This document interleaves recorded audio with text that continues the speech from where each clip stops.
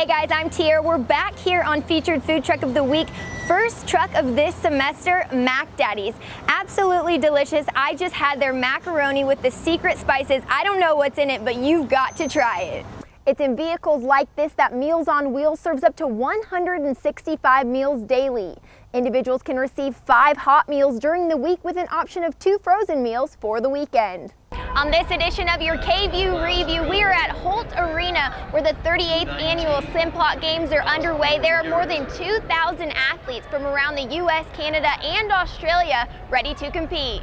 We're here at Celebrate Idaho State where hundreds of people from the community are gathered to learn about everything that the university has to offer. On this edition of your K-View Review, Idaho State's College of Technology celebrates the 10th anniversary of their Chrome in the Dome car and bike show. Dr. Harkin said if the University Health Services were to detect a patient with Ebola, they would immediately send the student or faculty member to the nearest hospital for isolation.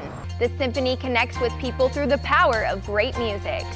On this edition of your K-View Review, we are at Butterburs, where they are celebrating 35 years of serving up home-style meals to the community. I'm here with Vic Keller. He's a Texas Tech alumni. He sponsored the number 32. It's all decked out in Red Raider. Tell us a little bit about it. Students got an inside look at the Pocatello Police Station. They learned about the daily tasks that the 132 city employees perform to make this department successful. The most recent project through the partnership was right here at Ramsey Park, with nearly $500,000 worth of improvements.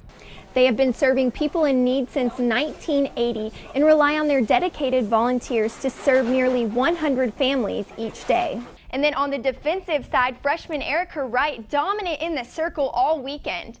Junior second baseman Stephanie Seo hit home runs in game 1 and 2, one of which was a grand slam.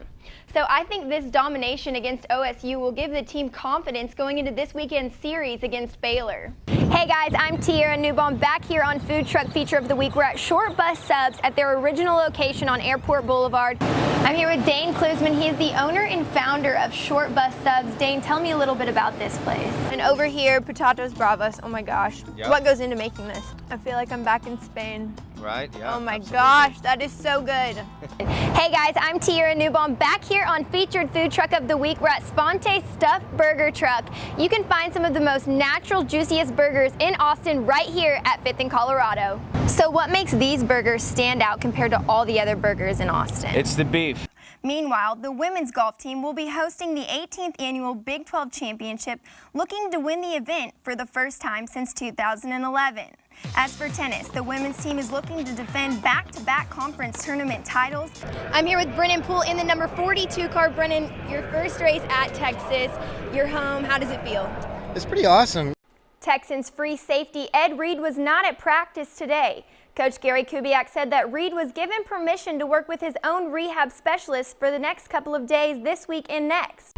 On this edition of your K-View Review, we are at Holt Arena where the 38th annual Simplot Games are underway. There are more than 2,000 athletes from around the U.S., Canada, and Australia ready to compete. It's very competitive. You know, a lot of these kids may be the best in their state or the best in their high school, and they come here and they find there's a lot of big competition out there. Olympic gold medalist and Idaho State alum Stacy Dragila is excited to be back in her house for this event. You know, if I didn't have somebody telling me that I could do it, I would have never have tried it. So for me to be out here encouraging kids to work hard, to be dedicated to something, that great things can happen if you dedicate yourself and surround yourself with good people.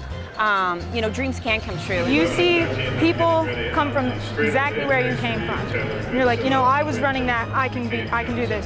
I can do exactly what they did. Australian Olympic gold medalist Steve Hooker was the speaker at the annual breakfast with Fosbury and friends. I love it here. I've had potatoes with every meal.